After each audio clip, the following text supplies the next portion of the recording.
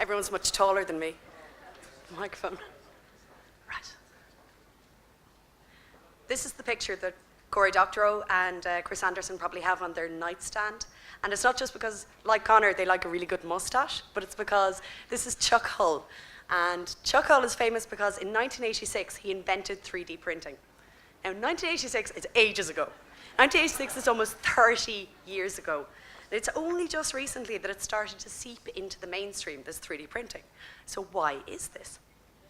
Well, part of the reason is that the patents around 3D printing have just started to run out, so we get things like MakerBots and Ultimakers and stuff. But before that, 3D printing was kind of like computers in the 60s. It was just big and unwieldy and way too expensive for anyone, the general public, to use. So it is starting to swing round. This is a peachy printer, and it costs $100. The printing liquid for it costs $40 a litre. It's cheap, it's affordable. But it's not just about the cost. So if it is affordable, why isn't your mom using it? It's because making things is hard.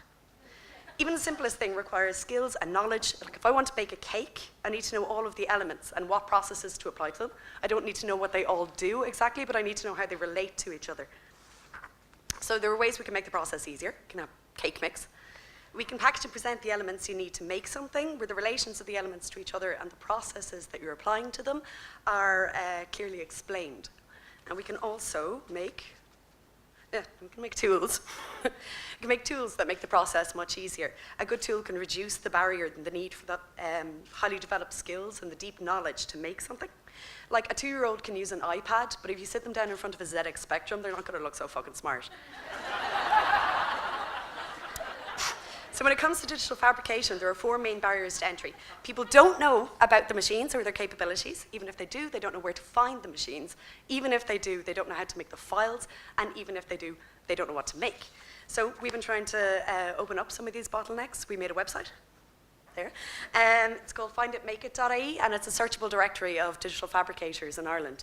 So you can search by all of the different technologies, and we have makers ranging from a girl with a CNC mill in her garage right up to full high-end service bureaus. So we're really excited about the potential. God, it's all gone wrong. We're excited about the potential to create these local economies and to connect digital makers. Okay, really quickly, who here can use Illustrator? Hands up. Okay, how many of you have ever got something laser cut? Actually, more than I thought, but most people don't. So it's really cheap. It's a really cheap technology. And like you could bang up something this week and that's like your Christmas done. It's like no Christmas shopping needed. Yay, but most people don't do it. Why? So you're all at a head start in that most of you've actually laser cut, which I didn't think you would. But you have the skills. But imagine if you didn't have those skills or knowledge. Like, look at this, it looks like fucking Tron. My mother can't use this. It's like, so the hardware is increasingly accessible, which is great, but it's the software that we're all falling down on. It's that knowledge and skills.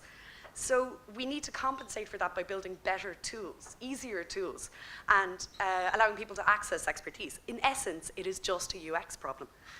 So there are some interesting things happening to fill the gulf. IxDA has just started offering a 3D printing photo booth where you can go in and get scanned, and then they'll send this tiny mini you out for like £40, which is really cool.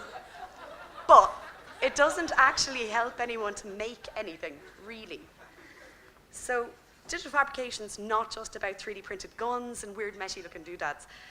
Making things is powerful. To make something new is to put something new into the world, something that hadn't existed before. And it's our most basic form of agency. It allows us to express ourselves, to solve our problems, and to exercise our ingenuity. And making something beyond what we can make with our bare hands is more powerful again. Mass production makes things so flawlessly, you never really stop to think about the fact that they've been designed by someone, somewhere. Someone sat down and made that.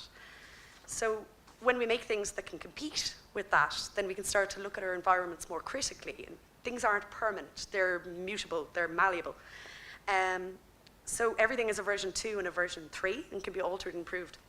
So I want everyone to have access to these technologies and skills and knowledge. I want everyone to have the capability to examine and improve on their environment. I want your mom to make the amazing things that I know your mom can.